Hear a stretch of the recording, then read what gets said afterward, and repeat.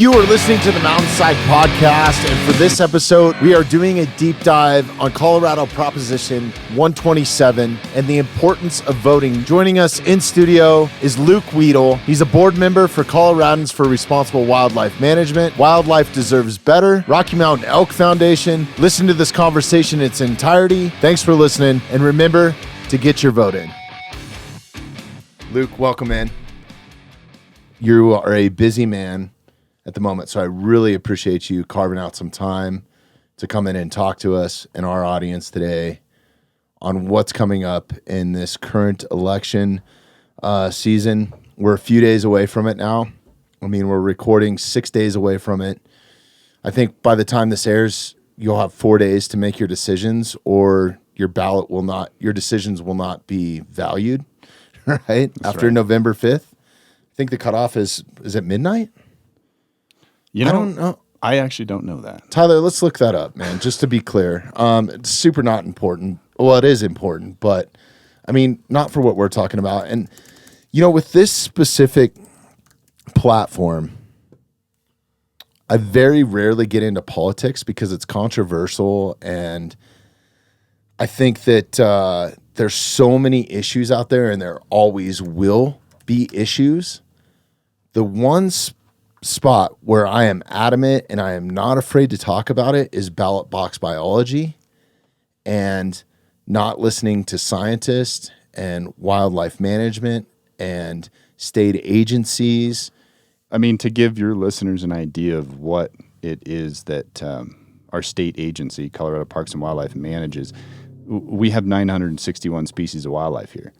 And I think under 80, like 78% of those species are game species. And so, you know, all of the other species benefit from the funding which goes into those game species. Yeah, 100%. I'm just gonna diverse.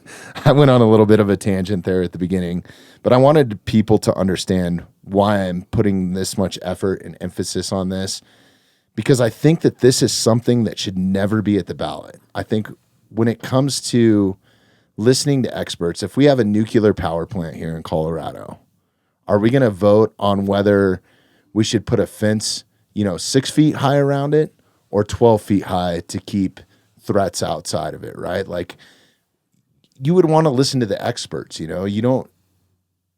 I think that that's important. And I think when the general public gets involved and starts getting in the way of scientists and actual wildlife biologists when it comes to these issues, that knows their job is to know what is best, or figure out what is best, or predict what is best for the species, and then track that and course correct if they need to. But the moment that the public has a say in it, you're basically limiting these people to do their job, and there is no course correction. Yeah, that's even if it starts going south. That's the whole point. Our whole point on the opposed side and to vote no on 127 is simply that, like you said in the beginning, this is not or should not be a partisan or a political issue. We should not politicize wildlife. Mm-hmm. And so therefore, I mean, the simply put conclusion is that you or I should not be able to vote on things like this. And to that point, in the state of Colorado, I mean, the Democratic Party of Colorado has remained neutral on this issue. Governor Polis, which is a great point. I mean, they don't want anything to do with this because they know that I'm putting words into their mouth, but I think that they know the ramifications by having biology at the ballot box is a bad idea. Yeah, and it's a bad idea. It's a bad idea for several reasons, and we can go into those. But like I said, the governor has remained neutral. Most of the counties in the state have said no to it. I mean, have publicly and formally opposed it, and this ballot issue in particular. But yeah, it shouldn't be a political issue, and you and I should not be able to vote on this. The general public knows nothing about this type of wildlife management, and so it's what the proponents of the initiative are trying to do is, play off emotion, or just and with predators in particular, This is something that does sort of elicit a lot of emotion around this issue, and people see, examples of how it's done, and they're unfamiliar with this management practice in particular, and they react to it emotionally, and that's a problem, and I think we need to do a better job of articulating why we do it and how we manage lions in concert with and in balance with all the other 960 species of wildlife. So what this initiative is trying to do is to take management away from parks and wildlife and ban it completely. Not have any conversation about how we do it, why we do it, how scientifically executed that it is, but simply ban it, take it away.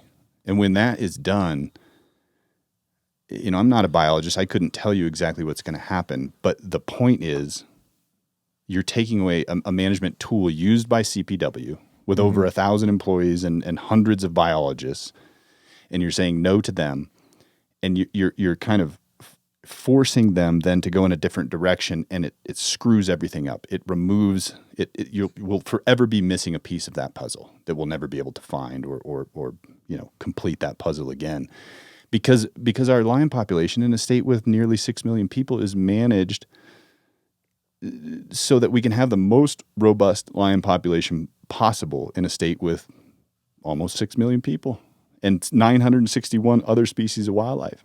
I think that's, I'm not a lion hunter. So I'm not passionate about this because I'm afraid that I'm going to lose the chance to hunt mountain lions.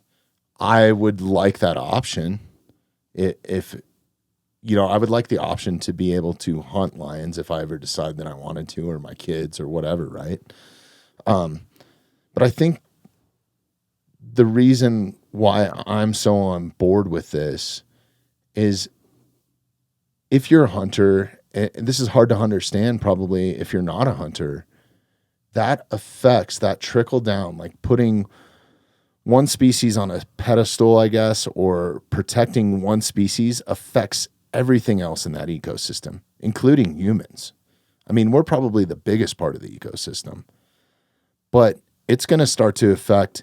Now, if you live in Boulder or downtown Denver, it probably doesn't affect you as much, but in the long term, and this is something that we're not going to see right away, like tomorrow, if we vote no on this, I'm sorry, if somebody were to vote yes on this prop, you're not going to see the effects of this right away. It's going to be 10 years down the road, and it's going to be too late to fix the problem before it actually becomes a problem, I guess. Yeah, it's a long-term thing, man. It's not yeah, and that's their play, right? They're using this low-hanging fruit because lion hunters are a small subsection of the hunting community. Mm-hmm. In an even smaller subsection of the general, Colorado voter, right? So, yet they're using this for a long-term goal. They will make claims, they meaning the proponents of 127, they'll say, well, we're okay with you or your kids or your wife filling the freezer. Ungulate hunting is okay. And then in the same breath, with public email communications from the campaign or whatever, they will say things like, this campaign receives money from the Wild Sheep Foundation, which trophy hunts bighorn sheep. And they've said it publicly. These people are trophy hunting bighorn sheep. Never mind the fact that we used to have damn near zero bighorn sheep, and we've grown that population to what is now an estimated 7,000 bighorn sheep in Colorado. Sometimes I think it's peaked out at like 7,500 animals. That's a success story.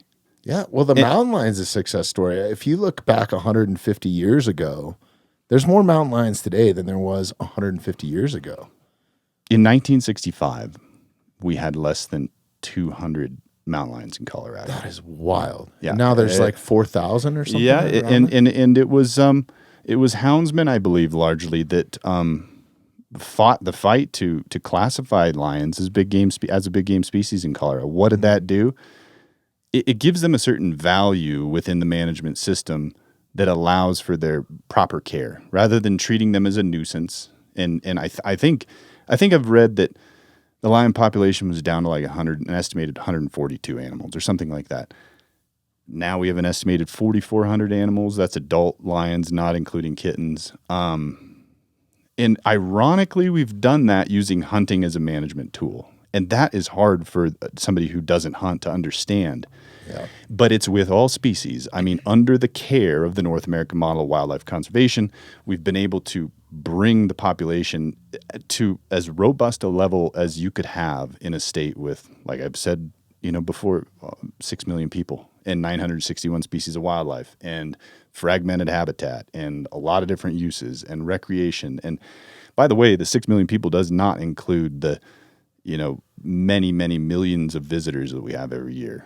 And so many. Oh, yeah, and I don't remember the number, but it's tens of millions in addition to our population. So, but what I was saying is that the initiative seeks to ban of all sorts and all types, mountain lion, bobcat, lynx hunting, but it definitely has implications for other species, and they've not just hinted at that, they've come out and said that. Like I said, we're trophy hunting bighorn sheep. Why are we doing that? Well, never mind the reason, or never mind the fact that hunters and anglers have funded these very conservation efforts that have brought our wildlife populations into, to places where people, it's almost like a miracle, a modern day miracle that we have the wildlife resources that we do. I mean, 1,000 elk in 1910 in this state, 308,000 today. Wow. I think 3,500 Shiras moose and climbing. That doesn't happen by accident. Well, and that's because of hunting and fishing. I think a lot of people are under the misconception that comes from tax dollars, or that the worst misconception is that wildlife will manage itself, and taking humans out of the equation altogether. I mean, we have been part of the system since the Ice Age, right? And Mm-hmm. look at what's happened to mammoths and stuff like that, and short-faced bears, and the North American lion, not the mountain lion, all those prehistoric animals. If there's no sort of regulations or management on it, stuff goes extinct. Yeah, You know what I mean? Yeah, Like, oh yeah, no, it doesn't. It's been happen by proven accident. in our history. It's proven in archaeology. It's proven in all that. Now, whether we don't know what happened that long ago, but my point is, we have been part of that ecosystem as hunter-gatherers for just as long. Maybe these species were around longer than the human being, but for a vast thousands of years, we have archaeological records that we have been hunting for thousands of years, and we have also been being hunted, even up to today. We're a lot more protected now inside of our concrete jungles and Tesla cars and all this sort of stuff. But, recently, if you look at the state of California, who has banned mountain lion hunting, there was somebody that died, I think it was last month or 2 months ago, from a mountain lion attack. Mm-hmm. It's one thing to be attacked, but to be actually killed by a lion, that's a whole nother ball game. And that's not a fear-mongering thing that I'm putting out there, but I'm just saying we are still prey at this point. Yeah, and like you said, concrete jungles. I think one of the fundamental problems we have here is that people are increasingly unfamiliar with the wild, with consumptive uses, with the very, not just fact, but the reality that's almost impossible to escape from, that we use resources. And whether you live in Rhino and take public transportation, or you live in Rio Blanco County and you drive, you have heavy equipment and drive a big truck, and and you're actually there, everybody has an impact and everybody is using these resources. It's just that in today's world, I feel like it's easy to think that you can take yourself out of that equation, and that's one of the problems we have, is that people are unfamiliar with hunting and fishing, increasingly so. And it's a small portion of the population that actually hunts and fishes. And I think that there's a lot of interest in it, but it's not an easy task to do. And it's very intimidating. yeah, It's an intimidating thing to walk. I still, as a grown man who shot archery all my life, get intimidated to walk into an archery shop sometime, especially a fly fishing shop. Sure. You know what I mean? Because I don't know everything. And it's like, there's people in there that feel like they know everything, right? There's that whole sort of like, it's kind of an intimidating thing. And then it's very humbling when you find yourself 4 or 5 miles in the middle of the backcountry, you know, and you're dealing with a predator firsthand. Oh yeah.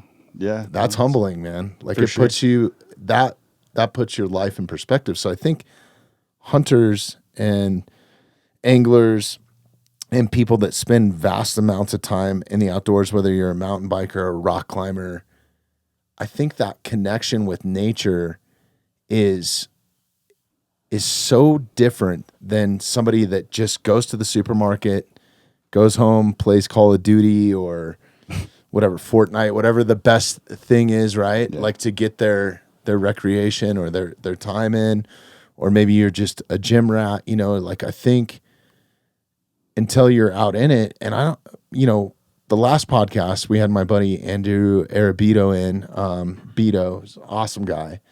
And, you know, he spent a lot of time in the SEAL teams and stuff. And we were just talking about the connection that you have when you're actually hunting. It's not like going for a hike because you go deeper, you go further than you probably normally would. You're typically in the backcountry in a season where a lot of people don't go. It's cold, you know, and the wildlife has less human influence and interaction. But not only that, you're trying to be quiet. Mm-hmm. You're trying to have the least amount of impact that you can have on the land. So it makes you your senses are heightened, and it makes you appreciate nature a little bit more. Or that's the connection I get with it. I think too. You know, people may think, well, how in the world would you grow a lion population through hunting? How would you grow an elk population from 1,000 animals to 310,000 animals? How would you grow an antelope population from 50,000 to over 1 million through hunting? Like it seems counterintuitive to people, especially if you're not hunting. And I've had those conversations with my own extended family members. But when you understand, when you do hunt and you have moments where the connectedness with nature and with wildlife itself is more powerful than any other connection you could have. First of all, you're trying to harvest an animal, right? So it's a very real thing, and oftentimes very difficult. It's not, you know, it's not these things that the proponents of Prop 127 will show you of guys high-fiving and you know, getting all like super almost inappropriately like enthusiastic. I mean, of course there's enthusiasm when you harvest an animal, but there's this also difficult thing, right? So the connectedness to wildlife with the hunter or the angler is literally unlike any connection that any other user group can have. And I'm not trying to say that we're cooler than a rock climber or a mountain biker or somebody who's skiing and sees some moose from the ski lift. But what I am saying, argue your point here for a minute, though. Okay, cool. I think that there's one group that might have a closer connection than hunters. Maybe. I think it's wildlife photographers. Okay. No, I buy that. Yeah. Because I think that there's a lot of animal anticipation. There's a lot of like the same. You are hunting basically. You're just hunting behind a lens. Yeah. And I could see that. Okay, so let's group those two together, right? Yeah. Group those two together and say that like you're never going to see the things that you've seen or I've seen or a wildlife photographer has seen. Meaning like you'll never wake up. I mean, not never, but most people are not going to wake up at 4 a.m. from a remote elk camp and hike for 2 hours and see in the dark, right? And see the types of things that we've seen or a wildlife photographer has seen because they're actively trying to establish that connection. They're hunting at that point too. Yeah. But like, you know, have you ever really seen a cow interact with her calf? Have you ever seen a mature bull kicking satellite bulls out of a herd and trying to kill a spike because there's a hot cow in the bunch and he's, you know, doing his thing? Have you ever seen the types of sunsets that we've seen? The connection to wildlife is profound. I think that's my point, is that, and whether it's us in concert with or combined with, wildlife photographers or other user groups who may get to experience that. It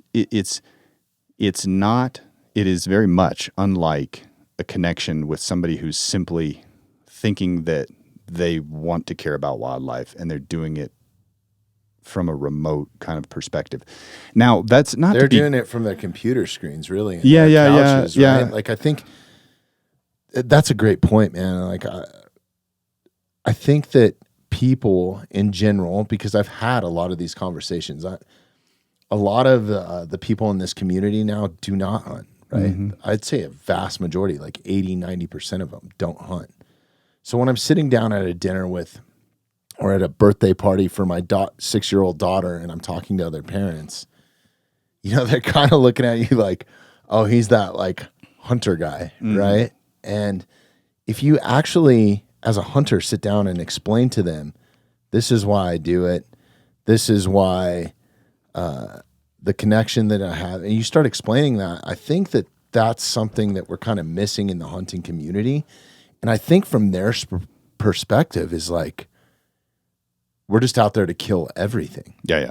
You know what I mean? And I think that another misconception is, it's actually against the law not to consume anything that you harvest in the state, other than, I think, coyotes, right? Like, pretty much. Yeah, like, yeah. I mean, but big even games. mountain lions, you have to have that animal processed and a certain amount of it processed for human consumption. That's correct. Yeah. Which that I don't didn't. know. Have you eaten mountain lion? I have, yeah. Yeah. That didn't happen until they were classified as big game species. And so Right. you see caught up in this irony to a lot of people that hunters are the ones that can grow populations to as robustly as robust a population as possible, with respect to carrying capacity and things like that. And so,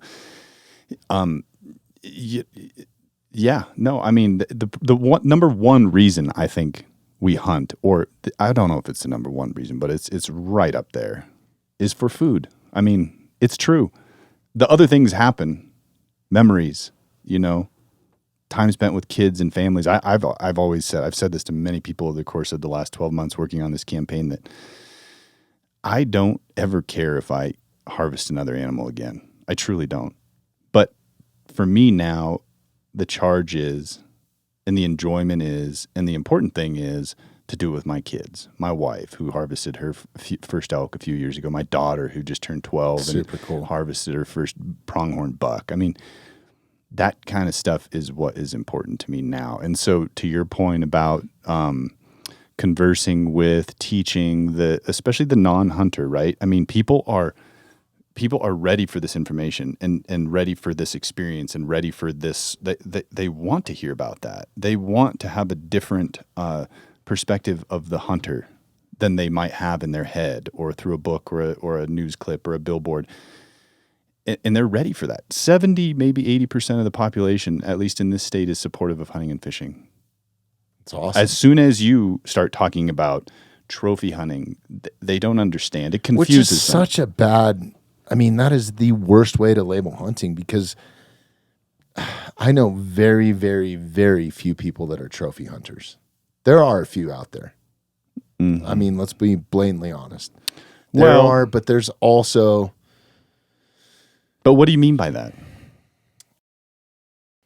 You mean people that maybe are selective about what they harvest? People that are greedy in general. A lot of the trophy hunters that I've ran into personally have vast amounts of money that they spend on extravagant hunting trips. And it is kind of like a look at what I killed type of mentality. Yeah. But I would say, that is a very, very, like, out of all the hunters and anglers and everybody that I know, they genuinely care about the wildlife more than anybody. But I have met a few people that are just egregiously and take wildlife, and they are that trophy hunter, and that's nobody that I want to be around, or any of those other hunters that I would honestly want to be around, because they don't.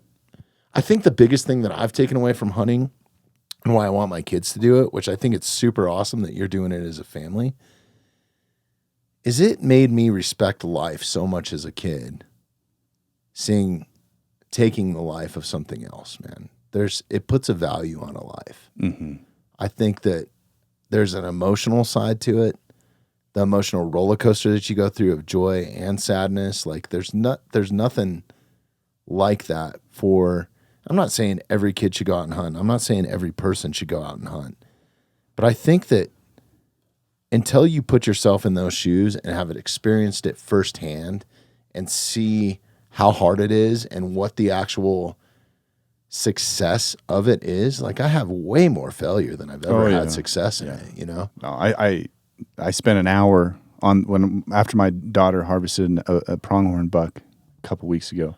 I spent an hour in the truck on the way home with her just talking about the experience, not like congratulations, you got your first animal, but like, how did it feel? It's tough, isn't it? You know, I mean, because it is. It's not. I mean, it's not to be taken lightly. But to tie what you're saying back to the management part of it, we are participating through a very, very regulated mechanism in a system which allows our wildlife to be managed in a very complex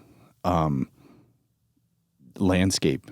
And so a lot of moving parts. Yeah. And to that point, you know, wildlife oftentimes does not die of old age. You know, there's disease, there's starvation, there's predation. These things are normally what brings an individual animal to its end.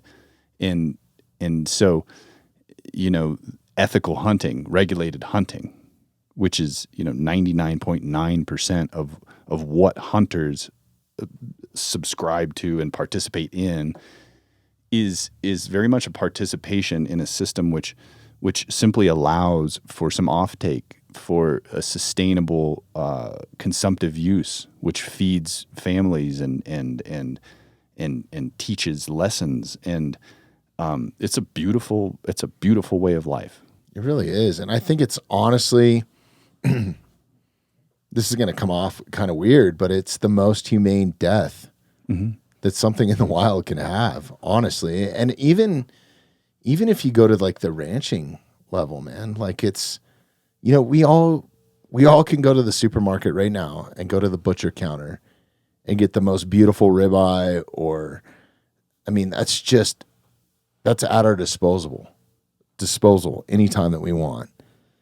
So I think that there's kind of this misconception of what did that animal actually go through to make it there? So 2 weeks ago, shout out to Donnie Dust, good friend of mine. We became friends through the podcast. We butchered a 2,400 pound male mature bison using nothing but stone tools at Eagles Wing Ranch. Beautiful place. Cool. Beautiful in Steamboat, man. These guys will deliver bison meat directly to your door. The FedEx will show up with it, UPS, DHL, whatever's in your area, USPS will drop bison meat, ribeyes, bone-ins, like ground, whatever you want to order from them online. It's a great system. It's an incredible thing. But even then, their bison are born and raised 360 degrees, surrounded by mountains, beautiful setting, absolute quiet, you know, beautiful spot in their natural habitat, fenced, right? But, you know, free range. And at the end of their life, they get loaded onto a trailer and taken to a slaughterhouse because of FDA regulations. You can't do it all in-house without a huge operation and all kinds of red tape, and it actually has sustainable business. So this rancher is very accepting of us coming up. Shout out to Jim and Julie, and honoring these animals by its last days not being traumatic, I guess. Sure. If that makes sense. No, I mean, so just to bring it back to what shows up at your doorstep, right? Which is super clean meat. But then you take it to the grocery store, which is even crazier. Like my buddy Jeremiah just did this post on Instagram, and I don't know where it came from, but it was like how far a steak has gone from Wyoming to the East Coast back to the supermarket in Colorado or whatever is like 2,700 miles. Yeah. Right? And how long and how much stuff it's been injected with and what it's been washed with to stay red. Like, I think we're just very disconnected with stuff that's readily available. Yeah. So I think that's another like human connection that hunting kind of provides, you know? And it's honest. You know, it's an honest way. Not that, again, this is not a dig on people who don't hunt. Right? Yeah, this 100%. ballot initiative is not simply a pro-hunting ballot initiative. It's for wildlife. It's for all the people who enjoy it of all types. It's for wildlife management. So this isn't a dig against people who buy their meat at the grocery store. However, especially because people, like we talked about, the opportunities to hunt and fish and to get into it are challenging. The barriers to entry, so to speak, are huge. They're enormous. But the success rate is minimal. And the success rate, it's discouraging, right? Yeah. I mean, how many, I harvested a real quick side story. I didn't get into big game hunting because of my dad. My dad grew up on a farm in south central Nebraska. He didn't hunt much big game at all. But when I was like 12 years old, man, I was like, I don't know what it was. I was obsessed with it. And I shot a doe antelope when I was like 13, I think. 14 years old, I said, Dad, me and my brother, we're going to go elk hunting. First rifle, we bought bull tags over the counter. I had a 270 that I bought with my own money. Is that here in Colorado? Or? Yeah. Awesome. This is in the flat tops. Yeah. And that's an awesome country. So like we were not prepared. We had this tent from Montgomery Ward, man. These like cottonwood. God, I haven't heard of that in a while. Oh, dude, the cotton sleeping bags, no heaters. I mean, it was like the real deal. Yeah. And thank God the weather was warm. We get up and we had met some friends of his from college who had hunted this area for 10 years. I don't even know if they killed a couple cows or something, right? They weren't serious hunters, but they did it every year religiously. And we get up in the dark and we walk up this ridge a couple miles from camp, and then like literally I was like, first light, I look up, my dad's sleeping, my brother's freezing his butt off, and I look up and there's a bull elk. It's a little branched antlered, little small, young bull. And I'm like, Dad, there's a bull. Like right out of the tent? No. We were okay. a couple miles from camp on this ridge. Gotcha. And he goes, and he's trying to figure out, he's got these binoculars that look like you'd get him in a Happy Meal, right? And he's like, is it legal? And before he could say legal, I shoot. And I drop this bull. And This is your first time elk hunting? Ever. I was 14. Wow, how lucky are you, dude? Bro. That's crazy. But listen to this. Yeah. So I'm all cocky. I mean, I won't tell the rest of the story, but I was all cocky. We got time. Let's go. Yeah. Well, so we get up to this bull, and anyway, the guys, we finally met up with the guys that my dad had gone to college with later that day, and I mean, it took us like a day to butcher this thing because it was like we had no idea what we were doing, and they couldn't believe it because none of that group had shot a bull in like a decade or whatever.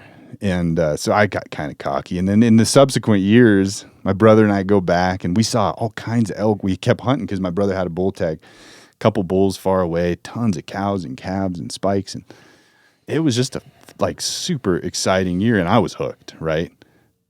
Dude, I didn't kill an elk. We went back to the same spot, hunted the same stuff.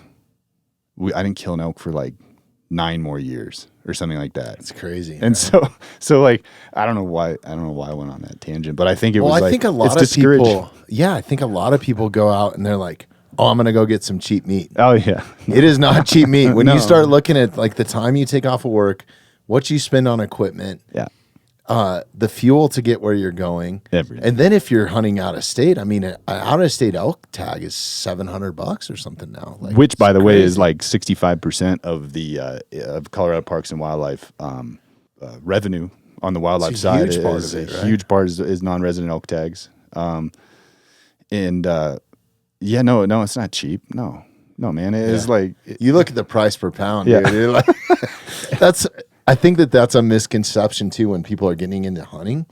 If you're not checking out the Mountainside Podcast on YouTube, you absolutely should be. If you like the content that we create here and you want to help support the podcast, please take a moment, subscribe to us on YouTube, and hit that notification bell. So then let's say you go through all that, right? You're like, oh, I'm going to go out and get my meat. I'm doing it for those reasons. I'm not trophy hunting. I'm not, I don't think very many people that are stepping into that are going out because they want that huge elk on their wall or whatever, right? I think you have to have a deeper connection and drive. Or even if you are, you're going to quickly find out how difficult it actually is. And I think a lot of people quit that first year. Second year, third year. I don't doubt that. I mean, you're just getting your dick kicked in the whole time. Oh, yeah. Even if you are successful, then the real work begins. It's like, yeah, it is not an easy task. And I think that to bring it back to kind of what I was saying is I think the general public's perception, if you haven't actually put boots on the ground and gone out and tried to pursue a wild deer, elk, not a caged hunt, not a canned hunt. It like on OTC, public land, it just gets harder and harder and harder the less money and time that you have and everything, right? But to bring it back to that full circle, I think that the general public, if you're not a hunter and you're just minding your own business, I think the perception is that hunters just go out and just kill everything.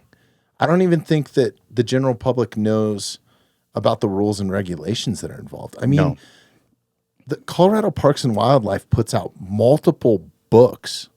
I mean, you could say they're pamphlets or magazines, but we're talking I think the last big game one was like 126 pages. I could be wrong on that, but it's over 100 pages of rules, regulations, units, what you can legally take in certain boundaries.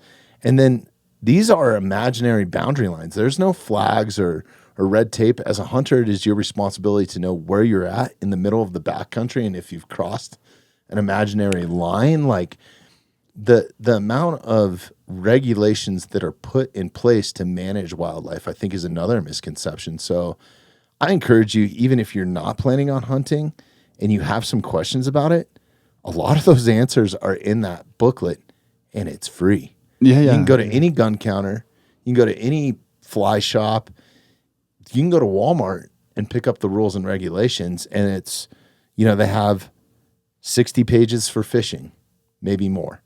They have 35 pages for just one species, turkey, right? Look at it in that sort of... And to tie it back to mountain lions in particular, they're probably one of the most, if not the most regulated game species, Correct. big game species, certainly that there is. And so when we classified them in 1965 as a big game species, remember, less than 200 animals, up to 4,400 adult animals, not including kittens.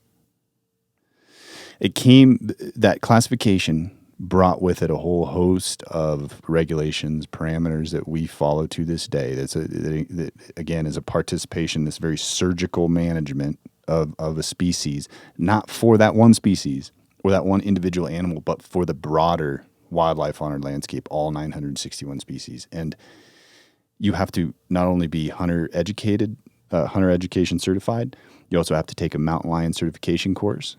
You have to, and there's tons of rules and regulations that go along with it. Mm-hmm. And you have to prepare the meat for human consumption. You have to check, you have to report that lion was harvested if you're one of the 19% that's harvested a lion in that any given year. And then you have to check that animal in to a CPW office. It has to be inspected by a wildlife officer. Yeah. I've done it. They take 2 samples. They sex the lion. They age the lion. Most of the data that we have today on mountain lions is because of regulated hunter harvest or hunter and angler funded studies. And the reason why they are taking that data is it's helping them manage the species, correct? And understand more about it. Yeah. It's. Again, in a broader sense, especially for your listeners that are not hunters or who are against how certain things are done or their perception of how people hunt or who hunters are. Hunters are lovers of wildlife, most principally, most foundationally. And that is why I keep going back to this irony that we're able to grow wildlife populations through hunting or with hunting. And that was a decision that we made at the turn of the 20th century where our wildlife resources were decimated. It did not look hopeful. And so there were some that said, like, we should leave it all alone. And there were others that said we should actively participate in this so that there's a user group who actually cares about this resource. That's one of the whole problems with Proposition 127 is that the proponents want to take away the management completely. But what the unintended consequence of that is taking away a user group who cares about the resource. What other user group could care about the resource more than somebody who has the connection like we talked about earlier? You know, and again, in 65, it was houndsmen that said, what are we doing? Yeah. We're going to extirpate mountain lions. Nobody wants that. In my work with the Rocky Mountain Elk Foundation, our mission is to ensure the future of elk and other wildlife in our hunting heritage. It's the other wildlife part of that. This is kind of a stupid question, but what is their view on banning mountain lion hunting? Oh, we're a strong strong no on 127. Yeah. Again, this is not a pro mountain lion ballot hunting. The no position is not a pro hunting or a pro lion hunting initiative. It's a no to people who are trying to literally dismantle how we've managed wildlife very successfully for the last 150 years. And it's a no to that, and it's a no to what their intentions are for the future of hunting and wildlife management in the state, far beyond mountain lions and bobcats, far beyond. Because, I mean, look,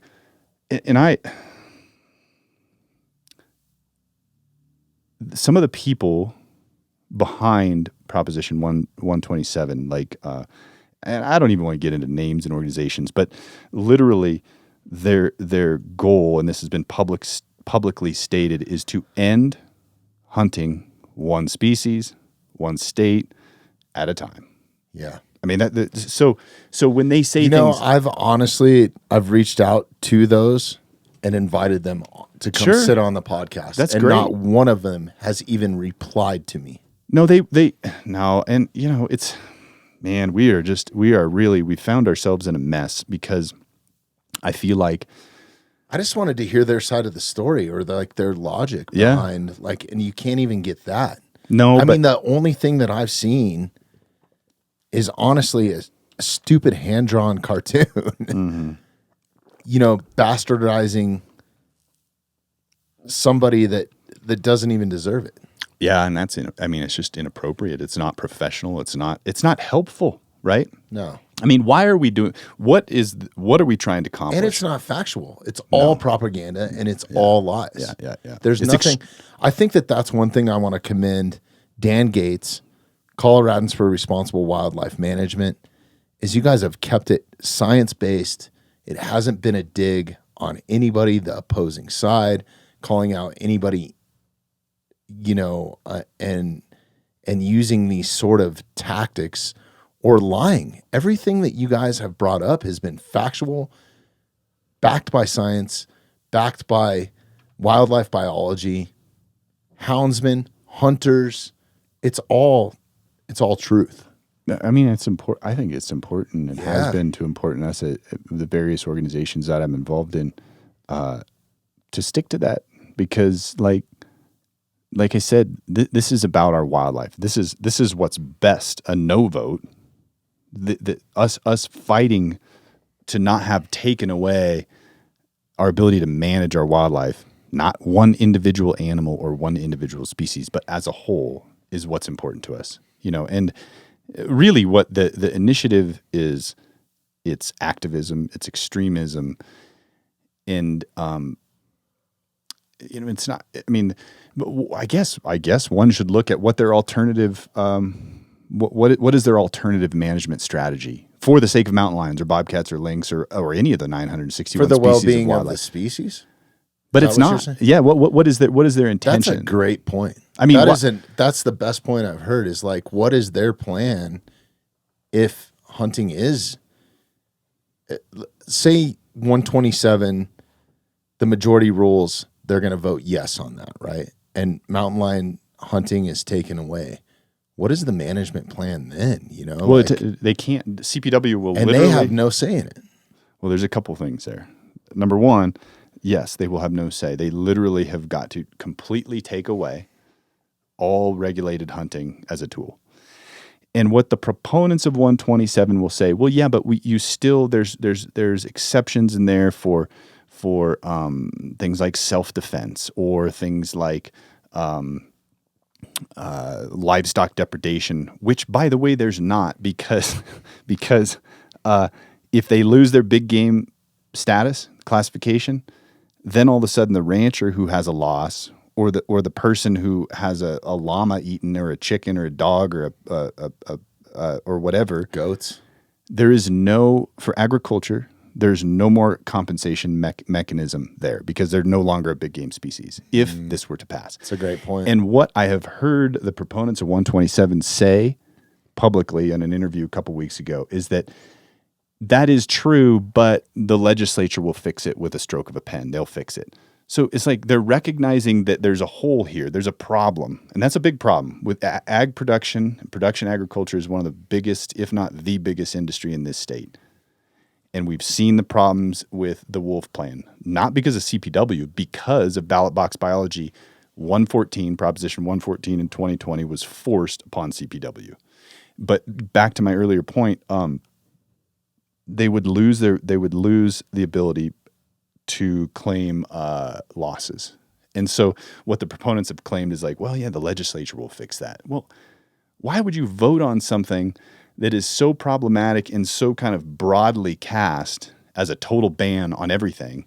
Why would you vote on that knowing there's a problem that has to be that then has to be fixed by the legislature? And who's to say that is going to be fixed? It's a big problem. And what they've done is they've tried to, in a very aggressive, comprehensive way, again, I mean, a total ban, take it all away. And what does that do? I think you asked me if what happens then. Well, a lot of things happen.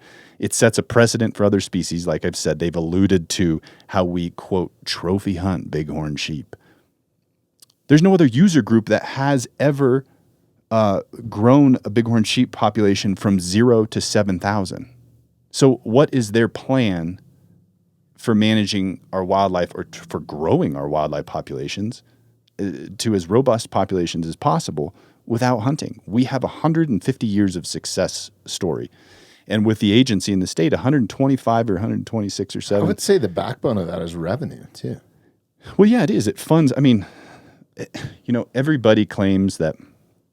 I mean, anybody can make whatever claim they want about that's not science. Well, it is science. 1,000 plus employees, hundreds of biologists. They're not.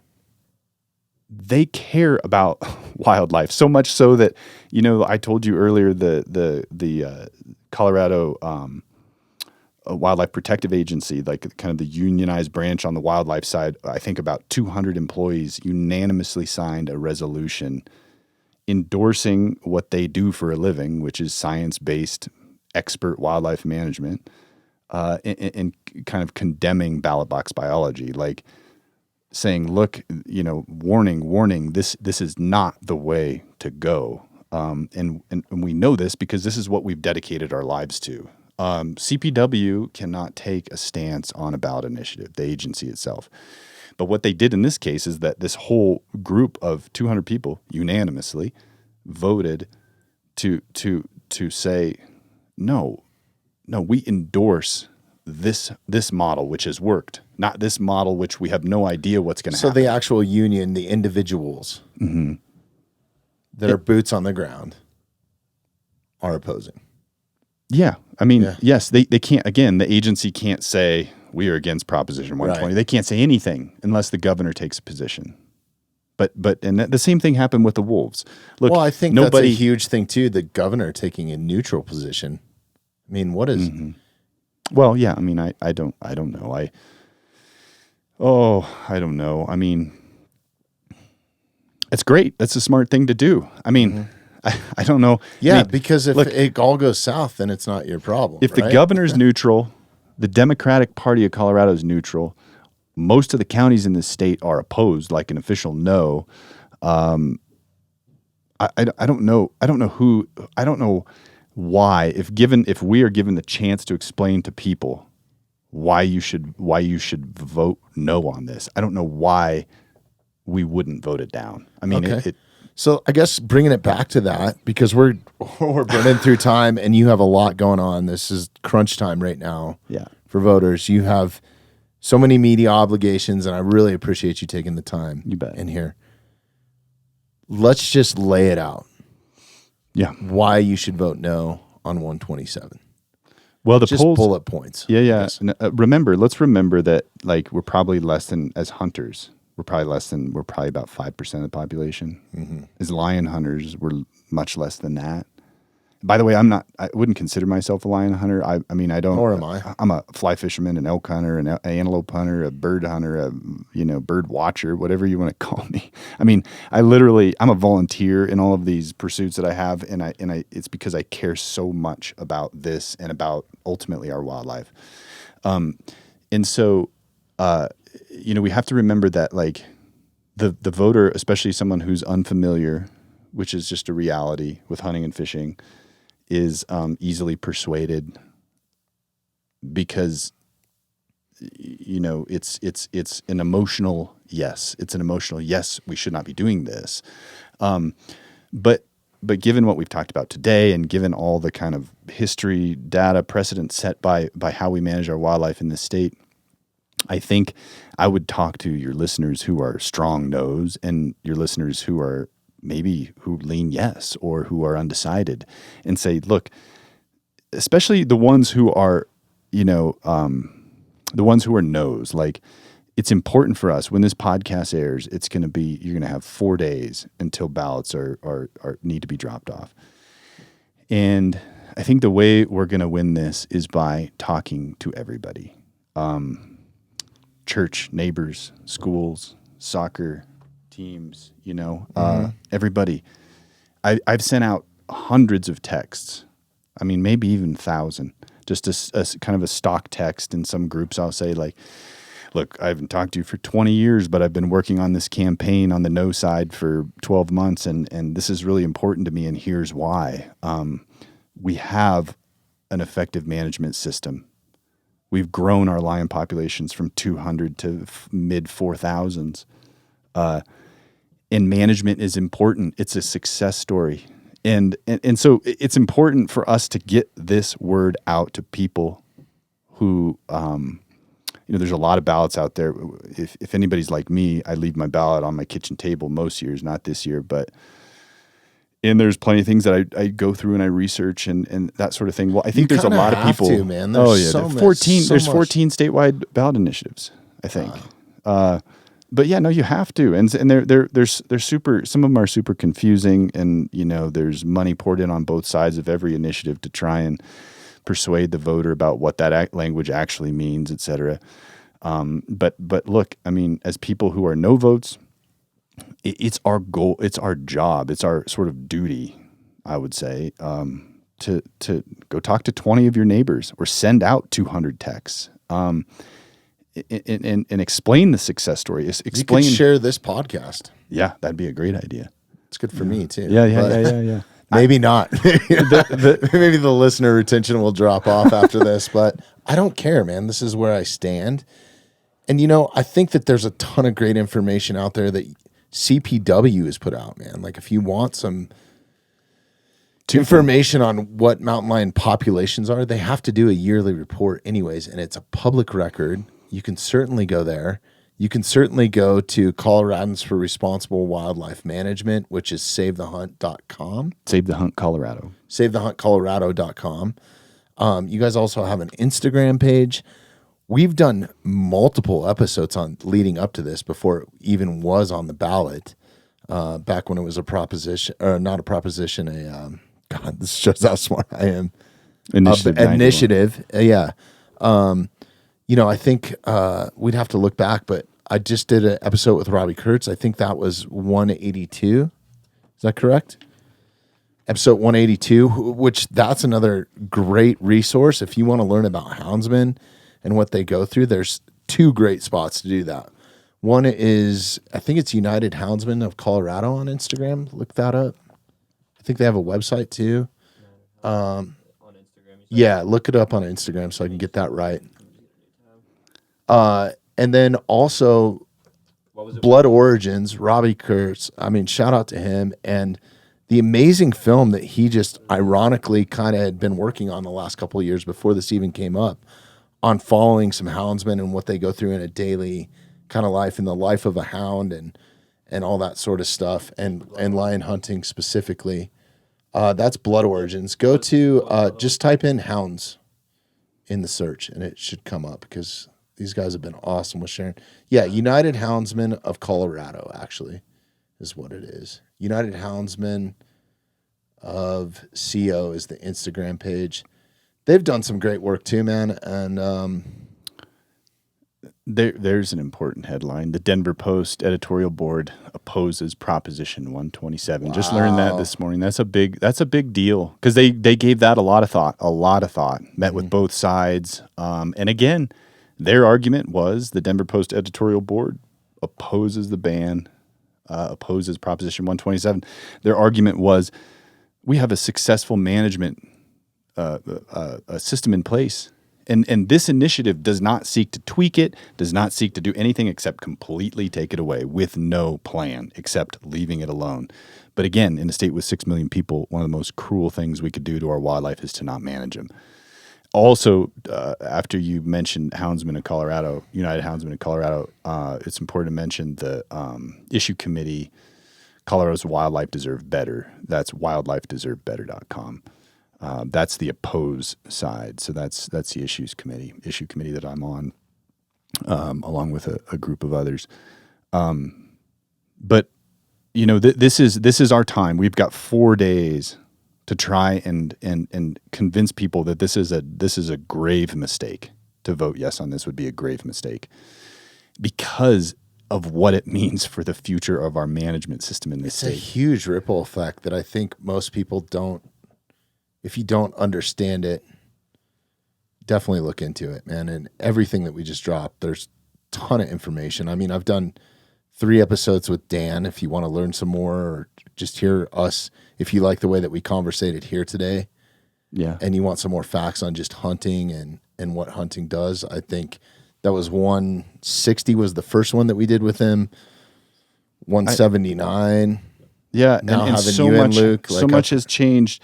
But like, so much has changed, and I will say the polls are like, I mean, we're still in a dead heat, man, with a lot of undecided voters out there. Mm-hmm. And so for people who think like, oh, I can't make a difference in this state, you have got to vote. If you're kind of if you're committed to this, you have got to vote, and you have got to get other people to vote. I encourage you, even if you're not voting on the presidential race or any of that, none of that matters to you, go vote on this, because yeah. I mean, it's depressing to me to have hundreds of conversations with people across the state, and some people are like, well, yeah, but we could never win something like that. What are you talking about? We won Proposition 1, or lost Proposition 114 by just a teeny little margin. It was like by a few hundred people, wasn't it? No, but it was, I mean, relatively small. I think it was 49-51 or something. It was very, very small. The point being, like, I mean, if we had the momentum then that we have now, we would not have that wolf in play. I want to make very clear, whether it's the Rocky Mountain Elk Foundation or Colorado's Wildlife Deserve Better, Coloradans for Responsible Wildlife Management, whatever it is, we are not anti-wolf. We are not anti-mountain lion. We are pro-wildlife. We're wildlife lovers. And so that's like, that's the thing that I've been trying to get across, is that we are anti-management, if that makes sense. It's like double negative. Like you cannot have a wolf plan with no visibility into the future of how you're going to manage an apex predator with so many uses on the landscape, because we're not Wyoming or the Northern Rockies, where you have Yellowstone next to 100,000 acre ranch, next to 60,000 acre ranch, next to 200,000 acre ranch. We have a fragmented habitat. And so that's why these decisions should be left to Parks and Wildlife. Any of the conflicts you see with the wolf plan are not because of CPW. They're doing their best job to do what was mandated to them by the voters because of ballot box biology. Mm-hmm. And it's not that any of these groups are anti-wolf or anti-lion or anti-anything. It's just that it has to be managed together with the reality that is the landscape that we have. And that's the only way that we're going to have robust wildlife populations. One of the things, as your committed no votes go out there and try and preach to the undecideds or people who are, need to learn this information, is that if we ban this and take it away, and this goes back to an earlier question that you asked, but the conflicts will most likely, again, I'm not a biologist, will most likely increase, at least in the short term. And they happen today. Well, what's going to happen then? In the state of California, they banned them. That's a great point, because we have other states that we can look at too with the track record and what they're going through right now with the ban on the hunting of large cats. And we here in the state of Colorado have human conflict with mountain lions on a yearly basis. Yes. To kids getting pulled off of trampolines, to runners being killed, to runners being attacked. And as those conflicts increase, what exactly will happen is CPW or wildlife services, the federal government or whatever, will be forced to deal with those conflicts. And the proponents say, well, yeah, but there's exceptions so that they can deal with those conflicts.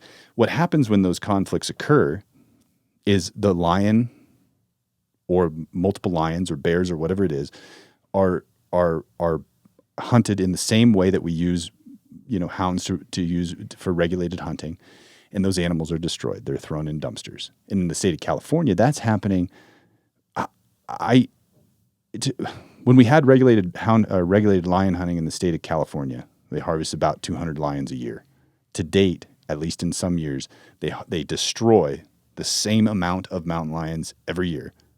And those animals are not used. They're not consumed. They don't support rural economies. They don't prevent conflicts. They're simply destroyed. So if your problem is with the method, or if your problem is with the lion hunting itself, or the fact that we're using regulated hunting to hunt lions, that's not going to stop. Right. They'll be forced to manage them using taxpayer dollars and not licensed hunters, creating revenue for the system which manages our wildlife. That's a great point. Yeah, I think that's probably the biggest point is if people are tied to this emotionally, the hunting of lions is not going to stop. They're still going to have to be hunted if they do cause a problem. Yeah, and then the last thing I want to say is that let's remain respectful. Let's remember that 70 to 80% of the voters out there that are our neighbors and friends, and family members, etc. Let's remember that 70 to 80% of them are supportive of hunting and fishing. And let's remember that we have a success story to tell, one that's powerful, one that's pro-wildlife. And let's not drag your emotions into it, man. Just don't be educate. an idiot. Yeah. Be nice to people. Be nice to people. I think everybody should be nice to people, man. Like fucking that should be rule number one. Yeah. Mind your own business and be nice to people, man. Yeah. Let's end on that. Hey, and real quick too, I forgot to mention, we've also done multiple episodes with Charles from Howl for Wildlife, another great organization. Yeah. We talked about this long before it even came up, and Charles has been great too. And I just think that not only the support that's been shown here in the state of Colorado to oppose this, nationally has been outstanding from guys like, shout out to Cameron Haynes and Derek Wolf and anybody else that stepped up to the plate, Jermaine Hodge. I mean, just these people that are these public figures that it could impact their career, their income, all that sort of stuff, have taken a stand, and they have no stakes in the game. They don't even live here. I mean, their stake in the game is they're trying to ban hunting. Amen. Yeah. No, and because the implications are far broader than Colorado. Again, correct. Like I maybe am beating a dead horse, but like this is not about Colorado. It's not about lions or bobcats. It's about an attack on the system which has been so successful. And to be honest with you, with nobody offering any alternative for anything better, I don't see how we cannot say no. I mean, I can see how it can take people a while to get there, right? Mm-hmm. Especially in an environment where we're so unfamiliar with hunting and fishing. But given the chance to tell our story, it's the right thing to do. 100%. That's why you're sitting here, Luke. I really appreciate your time. I've taken more time than you had today, so It's okay. We're gonna end there. Real quick before, let's go ahead and drop whatever websites you want again, social media pages, anything like that, Yeah. and then we'll get you out of here. Colorado's wildlife deserve better. Wildlifedeservebetter.com is the issue committee opposing 127. Coloradans for Responsible Wildlife Management, that's savethehuntcolorado.com. I would say those are the two websites you should check out right now. And honestly, even with a couple days remaining, it is essential that we have every dollar that we can to fight this.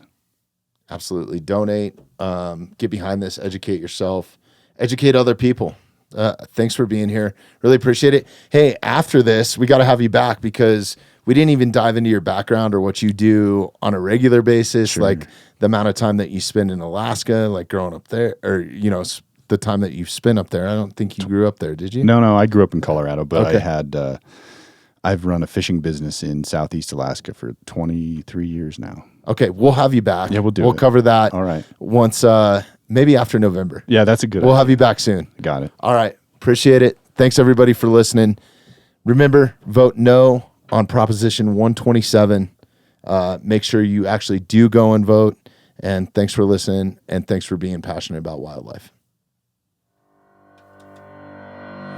Thanks for listening to the Mountainside Podcast. If you haven't had a chance to do this already, please take a moment, follow, like, subscribe, or rate on whatever platform you catch the Mountainside Podcast at. If you'd like some more information on upcoming episodes, safety tips, access to all of our affiliates, and all the badass discounts that we get here at the Mountainside Podcast, check out themountainsidepodcast.com.